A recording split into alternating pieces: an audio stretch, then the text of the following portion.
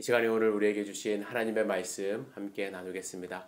함께 나눌 하나님의 말씀은 열왕기상 18장과 19장의 내용인데요. 19장 1절부터 5절까지만 먼저 합독하도록 하겠습니다. 같이 읽겠습니다. 아합이 엘리야가 행한 모든 일과 그가 어떻게 모든 선지자를 칼로 죽였는지를 이세벨에게 말하니 이세벨이 사신을 엘리야에게 보내어 이르되 내가 내일 이맘때에는 반드시 내 생명을 저 사람들 중 한 사람의 생명과 같게 하리라. 그렇게 하지 아니하면 신들이 내게 벌 위에 벌을 내림이 마땅하니라 한지라. 그가 이 형편을 보고 일어나 자기의 생명을 위해 도망하여 유다에 속한 브엘세바에 이르러 자기의 사원을 그곳에 머물게 하고 자기 자신은 광야로 들어가 하룻길쯤 가서 한 로뎀나무 아래에 앉아서 자기가 죽기를 원하여 이르되 여호와여 넉넉하오니 지금 내 생명을 거두시옵소서. 나는 내 조상들보다 낫지 못하니이다 하고 로뎀나무 아래에 누워 자더니 천사가 그를 어루만지면서 그에게 이르되 일어나서 먹으라 하는지라. 아멘. 주실 말씀을 생각하며 잠시 기도드리겠습니다. 전능하신 아버지 하나님, 주님의 음성을 듣기를 원합니다. 이 시간 주님께 집중할 수 있도록 인도하여 주시고 주님의 말씀을 우리 마음밭에 뿌릴 수 있도록 인도하여 주시옵소서. 사람의 생각과 말은 가려 주시옵소서. 오직 주님의 말씀이 선포되는 소중한 시간 될 수 있도록 인도하여 주시옵소서. 예수님의 이름으로 기도드렸사옵나이다. 아멘. 여러분들이 아시는 것처럼 북이스라엘은 남유다와 이제 갈라져 독립을 한 뒤로 하나님과 멀어지는 나라가 되어갔습니다. 성경은 이를 여로보암의 죄라고 규정합니다. 왜냐하면 여로보암은 그들의 백성들이 6월절에 남유다로 내려가 솔로몬의 성전을 보고 마음이 변해서 자기를 죽일 것이 두려웠습니다. 그래서 남쪽으로 내려가지 않아도 된다고 하면서 북쪽에 금송아지 둘을 이제 만들어서 산당에 안치를 합니다. 그래서 본격적으로 이방신, 우상을 섬기는 길을 그가 열었기 때문입니다. 이렇게 여로보암이 왕이 된 후에 약 60년 정도가 지난 뒤에 이스라엘의 왕은 누가 되었냐면 이제 아합이 왕이 되었습니다. 이때의 상황을 16장 30절부터 함께 읽어보도록 하겠습니다. 33절까지입니다. 시작. 오므리의 아들 아합이 그의 이전의 모든 사람보다 여호와 보시기에 악을 더욱 행하여 느밧의 아들 여로보암의 죄를 따라 행하는 것을 오히려 가볍게 여기며 시돈 사람의 왕 엘바앗의 딸 이세벨을 아내로 삼고 가서 바알을 섬겨 예배하고 사마리아에 건축한 바알의 신전 안에 바알을 위하여 제단을 쌓으며 또 아사랴상을 만들었으니 그는 그 이전에 이스라엘의 모든 왕보다 심히 이스라엘 하나님 여호와를 노하시게 하였더라. 이런 말씀이 있습니다. 여러분, 아합 왕은 북이스라엘에서 가장 북이스라엘 왕들이 다 악한 왕으로 기록이 되지만 그 중에서도 가장 악한 왕으로 기록되고 있습니다. 그들의 악이 너무나도 심해서 하나님은 엘리야를 보내십니다. 그리고 그 앞에서 이렇게 말하게 하시죠. 내가 섬기는 이스라엘 하나님 여호와께서 살아 계심을 두고 맹세하노니 내 말이 없으면 수년 동안 비도 이슬도 있지 아니하리라. 하나님은 엘리야에게 이 말을 하게 하신 후에 이세벨의 고향 시돈 땅 사르밧으로 피하게 하십니다. 그리고 엘리야가 그곳에서 3년 이상 머물게 하시고 이스라엘 땅에는 비도 이슬도 내리지 않게 하셨습니다. 그런데 여러분 한번 생각해 보세요. 왜 하나님은 이스라엘 땅에 비 내리지 않게 하셨을까요? 다른 방법으로 징계하실 수도 있었습니다. 지진, 전쟁, 전염병, 그죠? 여기에는 하나님의 뜻이 분명히 있는데 아합이 행한 악행 중 가장 하나님이 싫어한 것은 무엇입니까? 바알을 섬겼다고 말씀합니다. 그죠? 바알을 위하여 사마리아에 제단을 쌓았다고 말씀합니다. 본격적으로 바알을 섬기는 나라가 되었는데 바알은 어떤 신이냐면 논경사회에서 비를 주관하는 신으로 여겨진 그러한 신이 바로 바알입니다. 그래서 하나님은 아합과 이세벨 그리고 이스라엘 백성들에게 하늘을 주관하고 모든 날씨를 주관하는 분은 살아계신 하나님뿐임을 분명히 알게 하시고자 3년 6개월간 비를 주시지 않은 것입니다. 이 경고의 메시지를 들은 아합과 이세벨, 하나님께 돌아올 생각은 하지 않습니다. 오히려 이런 불경한 말을 했다고 해서 엘리야를 죽이고자 전국을 찾아다닙니다. 하지만 하나님 참 지혜로우시죠? 당연히 그렇겠지만 엘리야를 어디에 숨기십니까? 이세벨의 고향에 숨기십니다. 시돈 땅 사르밧으로 보내셔서 한 과부의 집에서 은신하게 하세요. 감히 거기 있을 거라고 생각을 못하게 하신 거죠. 그리고 나서 3년 6개월이 지납니다. 그래서 다시 엘리야를 아합 왕 앞에 세우십니다. 하지만 그때까지 아합은 자기가 무엇을 잘못했는지 깨닫지 못하고 있었습니다. 엘리야를 만나자마자 아합 왕이 뭐라고 이야기를 하냐면 이스라엘을 괴롭히는 자 이렇게 말을 하죠.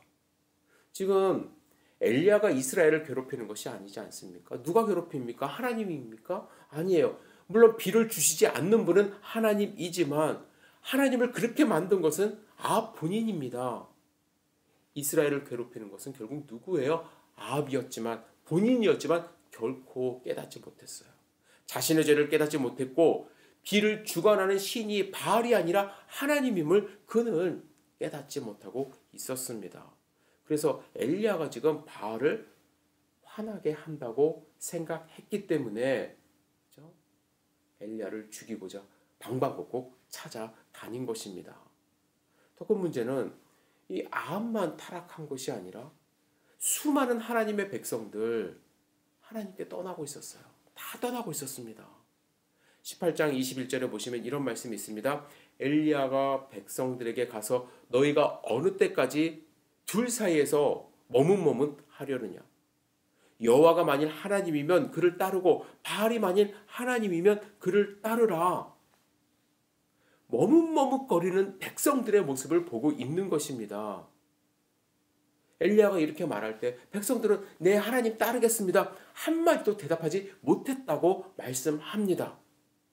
이 상황을 본 엘리야는 이대로 두면 모든 백성이 하나님을 떠날 것으로 확신을 했어요. 그래서 이방 선지자들과 전쟁을 선포합니다.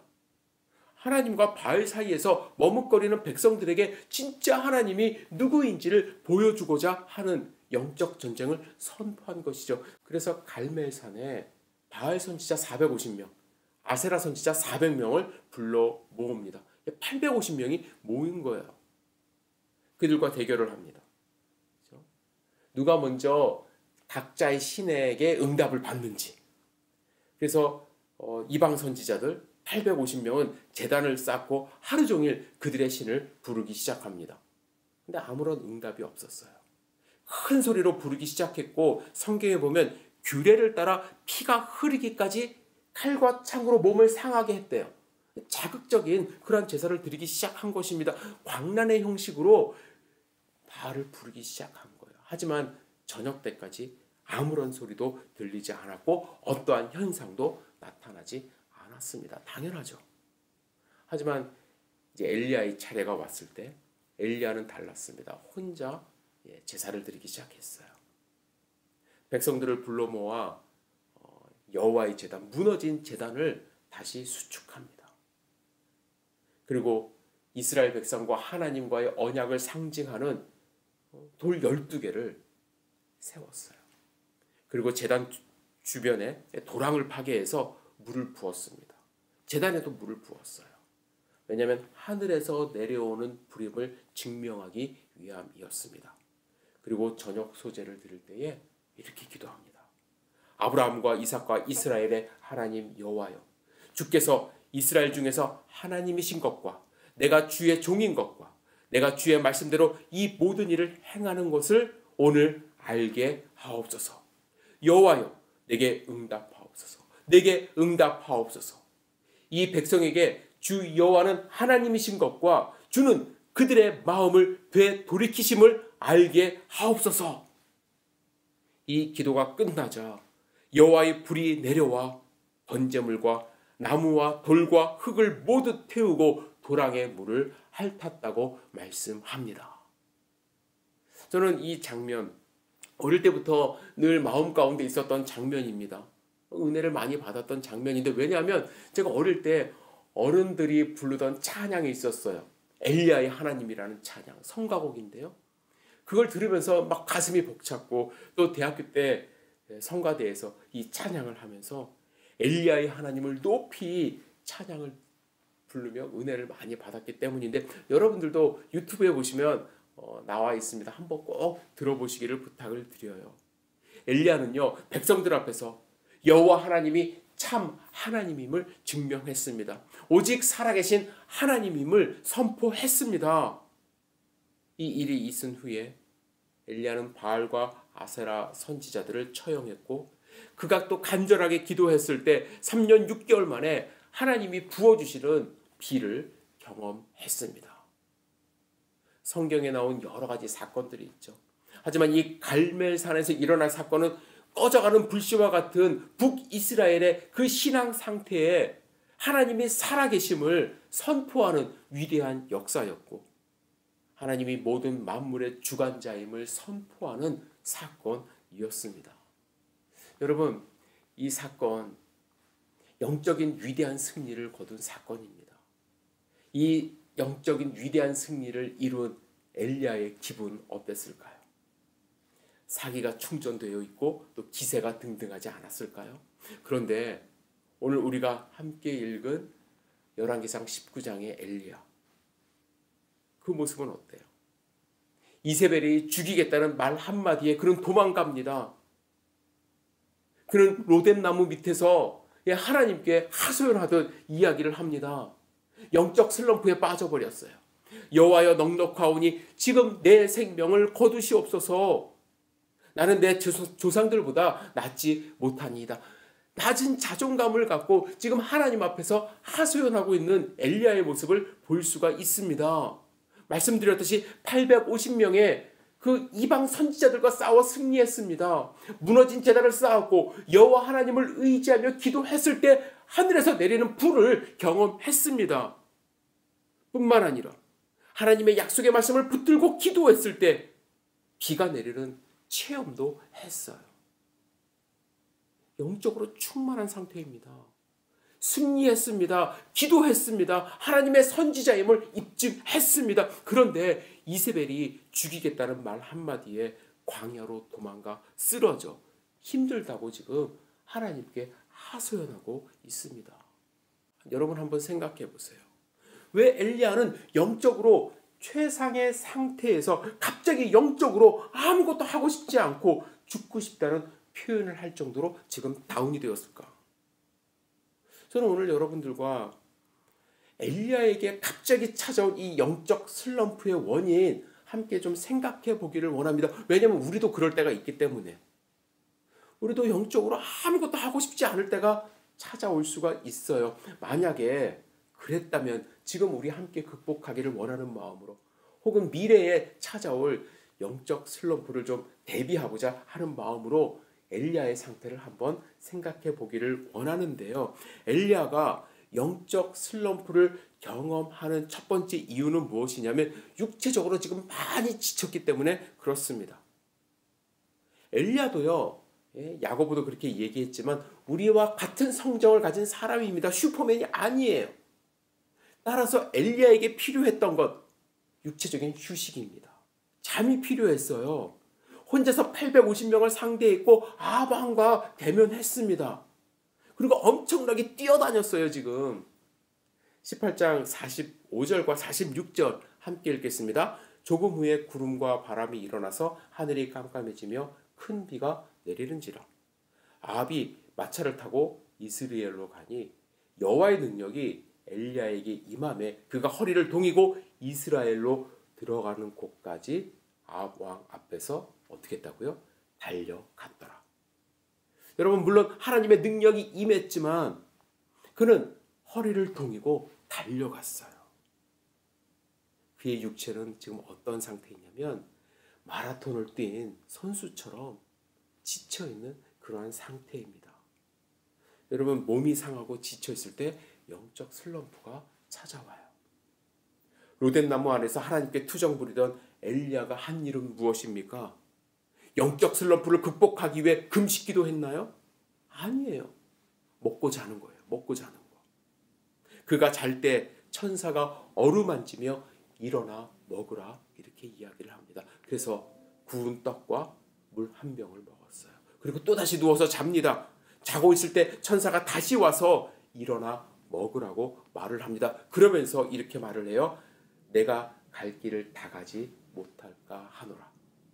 먹고 자지 않으면 기력이 없어서 걸어갈 수 없다라는 이야기입니다. 그리고 8절에 이렇게 말씀하세요. 이에 일어나 먹고 마시고 그 음식물의 힘을 의지하여 40주 40야를 가서 하나님의 산 호렙에 이르니라. 뭐라고 말씀하세요? 음식물의 힘을 의지했다고 말씀합니다. 여러분, 우리가 영적인 슬럼프에 빠지지 않으려면 우리의 건강 잘 유지해야만 합니다. 엘리야에게 지금 필요했던 건 무엇이냐면 육체의 회복이에요. 육체의 회복을 위해서 잘 먹고 잘 자야만 합니다. 어떤 분들은요, 기도하지 않아서 그래. 이렇게 얘기해요. 그래서 새벽기도 가야 된다. 철야기도 가야 한다. 물론 기도 중요합니다. 우리 반드시 해야 돼요. 하지만 그 전에 여러분들 건강을 잃으면요, 판단력이 흐려져요. 엉뚱한 생각합니다. 심리적으로 불안해지고 우울해지고 더 깊은 영적인 침체에 빠질 수밖에 없습니다. 하나님은 엘리야가 왜 지금 이렇게 약한 소리를 하고 있는지 보신 거예요. 그래서 내 생명을 거두시옵소서 원망하는 그에게 무엇을 주셨어요? 잠을 주시고 먹을 것을 주셨습니다. 공급해 주셨어요.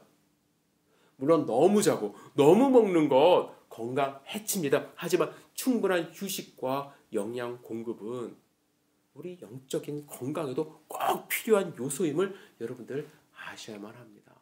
건강 챙기셔야 돼요. 그죠? 두 번째는요. 일상생활에서 큰 영적인 체험만 경험하려고 쫓아가다 보면 우리는 영적 침체에 빠질 가능성이 많다는 것을 아셔야만 합니다. 19장 11절과 12절 함께 읽어보도록 하겠습니다. 여호와께서 이르시되 너는 나가서 여호와 앞에서 산에 서라 하시더니 여호와께서 지나가시는데 여호와 앞에 크고 강한 바람이 산을 가르고 바위를 부수나 바람 가운데 여호와께서 계시지 아니하며 바람 후에 지진이 있으나 지진 가운데도 여호와께서 계시지 아니하며 또 지진 후에 불이 있으나 불 가운데도 여호와께서 계시지 아니하더니 불 후에 세미한 소리가 있는지라. 여러분 잘 보세요. 하나님이 어디에 계셨어요? 바람에? 아닙니다. 지진에? 아니에요. 불? 아닙니다. 불이 꺼진 후 세미한 소리로 오셨대요. 여러분 우리 영적인 짜릿한 경험할 수 있어요. 큰 이적 경험할 수 있습니다. 어떠한 예배를 통해서 하나님의 큰 불 경험할 수도 있어요. 단비 경험할 수 있습니다. 그러나 여러분들 분명히 아셔야 돼요. 그것 쫓아가지 마세요. 우리가 평소에 듣고 우리가 경험해야 할 것은 무엇이냐면 하나님의 말씀을 읽고 묵상할 때 들려오는 세미한 소리라는 거예요. 오늘 우리가 살아갈 오늘의 양식 하나님의 음성 세미한 소리 가운데 들을 줄 알아야만 합니다. 많은 분들이 그런데 크고 강한 것 기다려요. 지진 기다려요. 불 기다립니다. 그러다가 세미한 소리 다 놓치고 영적 침체에 빠져버립니다. 여러분은 어떠세요? 하나님의 세미한 음성에 귀 기울이는 삶을 살고 있습니까? 하나님께 집중해야 들리는 그 소리 여러분들 들을 수 있습니까? 함께 듣고 그 은혜 가운데 삶을 영유하는 소중한 삶 사시기를 여러분들 축복합니다. 세 번째는요. 혼자라는 생각을 할 때 침체에 빠져요. 혼자라는 생각. 10절에 보시면 엘리야가 하나님께 이렇게 이야기를 합니다. 그가 대답하되 내가 만군의 하나님 여호와께 열심히 유별하오니 이는 이스라엘 자손이 주의 언약을 버리고 주의 제단을 헐며 칼로 주의 선지자들을 죽였음이오니 오직 나만 남았거늘 그들이 내 생명을 찾아 빼앗으려 하나이다. 엘리야가 지금 이렇게 주변을 보니까 사람들이 언약을 버리고 제단을 헐고 선지자들 죽이고 나 혼자 남았다. 그런 생각을 하는 거예요. 그러니까 영적인 침체에 오는 거예요. 나는 열심히 주님을 섬겼는데 결국에는 나 혼자 남지 않았습니까? 그죠? 좌절감에 빠진 것입니다. 여러분 혹시 학교나 회사에서 이런 느낌 가져보지 않으셨나요? 아무리 둘러봐도 기독교인은 나 혼자뿐인 것 같다라는 생각. 그런데 어느 한 사람이 저 멀리서 간절하게 기도하면서 식사하는 모습 보면 여러분들 어떤 느낌 드세요? 아, 나 혼자가 아니구나. 나도 용기 내야지. 그런 경험 없으십니까? 여러분 주변에 보이지 않더라도 나 혼자 아니에요. 하나님이 여러분들을 위하여 준비해 놓으신 사람들이 있습니다. 하나님이 엘리야에게 뭐라고 하십니까? 18절에 보시면 그러나 내가 이스라엘 가운데 7,000명을 남기리니 다 바알에게 무릎을 꿇지 아니하고 다 바알에게 입맞추지 아니한 자라 말씀하십니다. 너 혼자 아니다. 너는 지금 보이질 않고 볼 수 없지만 7,000명을 남겨놨다. 그리고 엘리야가 누구를 만나요? 하나님의 사람 엘리사를 만나서 그에게 그의 능력을 전하지 않습니까? 그의 제자가 되었어요. 여러분 우리는 결코 혼자가 아님을 아시기를 부탁드립니다. 여러분들을 위해서 누군가 기도하고 있고 우리 함께 신앙을 유지하기 위하여 애쓰는 하나님의 백성들 7,000명이 존재하고 있음을 알 때에 우리는 힘을 얻게 되는 거예요. 인터넷에 이런 글이 하나 올라왔습니다. 제가 잠깐 읽어드릴게요. 퇴근길에 운동 가기 전 저녁이나 간단히 때울까 하여 근처 김밥집에 들렸습니다. 라면에 돈가스 김밥을 한 줄 시키고 음식이 나오길 기다리는데 젊은 남녀가 들어오더군요. 한참 메뉴를 신중히 고르더니 돌솥과 냉면을 시켰습니다. 여자분은 화장실을 가고 남자분 혼자 핸드폰을 들여다보며 음식을 기다리는 중인데 70대와 40대 정도로 보이는 모녀가 익숙하게 인사를 건네며 가게로 들어옵니다. 그러더니 갑자기 따님이 그 남자분 앞에 서서 뭐라고 합니다. 발음이 부정확해서 무슨 소린지는 들리지 않고 남자분도 난감해하는 사이 주인 아줌마가 다가가 양해를 구합니다. 혹시 자리 좀 옮겨주실 수 있나요? 이분이 이 자리에만 앉으셔서 어머니도 바로 죄송하다며 말씀을 잇습니다. 아이고 미안해요. 우리 애가 자폐가 있어서 꼭 여기만 오면 이 자리를 고집해요. 미안해요 총각. 그 커플 자리에는 이미 밑반찬이랑 물등이 대충 세팅되어 있는 상황이지만 남자분은 전혀 망설임 없이 아유 그러세요. 여기 앉으세요라며 바로 자리를 비켜주더군요. 얼마 뒤 자리에 돌아온 여자분이 자리 옮겼네? 라고 묻자 남자분이 응 여기가 더 시원해서 아유 음식 나왔다 얼른 먹자 하며 말을 돌립니다. 원하는 자리에 앉은 모녀의 어머니는 딸에게 묻지 않고 언제나 그래왔듯이 자연스럽게 김밥 한 줄을 주문합니다. 그리고 묻습니다. 아가 또 먹고 싶은 거 없어? 따님은 잠시 고민하다가 우유가 먹고 싶다고 말합니다. 어머니는 이거 먹고 나가서 사주겠다고 약속을 하시고 김밥 한 줄을 따님과 나누어 드십니다. 마치 제가 혹은 제 와이프가 4살 난 딸 아이를 어루듯 그렇게 노모는 따님을 어루어 줍니다. 그 어머니 마음에는 최소 40대는 되었을 법한 그 따님이 아직도 아가인 거겠지요. 제가 먼저 식사를 끝내고 계산을 하면서 이런저런 생각이 듭니다. 그분들을 감히 동정하는 건 아니지만 불편한 자식을 둔 부모의 심정을 헤아려 봅니다. 그리고 김밥 한 줄 팔아주는 손님이지만 VIP 예우하듯 자리 양보를 부탁하고 친절히 2분 국물까지 챙겨주는 주인 아주머니의 마음씨에 마음이 따스해집니다. 또한 노모가 아쉬운 소리를 한 번 더 하지 않도록 애들로 자리를 옮긴 이유를 설명한 그 남자분의 작은 마음 씀씀이에도 왠지 모를 고마움이 느껴집니다.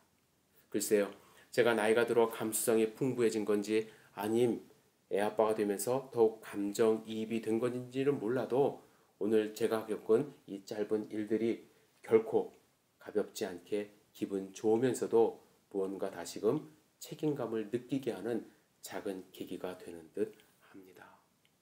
제가 왜 이 글을 읽어드렸냐면 인터넷 켜면 참 살기 힘든 이야기만 입에 담기 어려운 이야기들만 계속해서 듣고 보다가 이 글에 저도 마음이 좀 짠해졌습니다. 아주 작은 사소한 이야기예요. 당연한 이야기입니다. 어떻게 보면 세상에.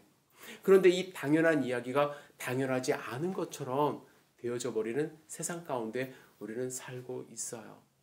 여러분, 나 혼자만 신앙 지키고 나 혼자만 어떤 때는 그럴 때 있죠. 법 지키고 마음 따뜻해지는 그러한 삶을 사는 거 아닌가? 참 외롭다. 세상 왜 그런가? 라는 생각이 들 때가 많이 있습니다. 하지만 아니라는 거예요. 우리 주변 둘러보면 여전히 따뜻한 마음 갖고 있는 분들이 있고 주변을 둘러보면 나보다도 더 뜨거운 신앙으로 하나님을 섬기는 분들이 있다라는 거예요. 그 신앙 여러분들 잃지 마시기를 부탁을 드립니다. 여러분, 우리 공동체 안에 함께 기도하고 하나님을 섬기는 우리가 있다라는 것 여러분들 마음 가운데 새기시고 오늘도 승리하는 삶 사시기를 주님의 이름으로 축복합니다. 기도하겠습니다. 전능하신 주님, 우리가 영적으로 슬럼프에 빠질 때가 있음을 먼저 고백합니다. 그럴 때 우리를 어루만져 주시고 우리를 회복시켜 주시는 하나님의 그 손길을 경험할 수 있도록 인도하여 주시옵소서. 주님, 우리 혼자가 아님을 알게 하여 주시옵소서. 주님이 주시는 비전을 붙들고 함께 나아가는 하나님의 백성들이 있음을 우리 믿고 서로를 격려할 수 있도록 축복하여 주시옵소서. 우리의 삶 가운데 함께 하시는 주님을 찬양합니다.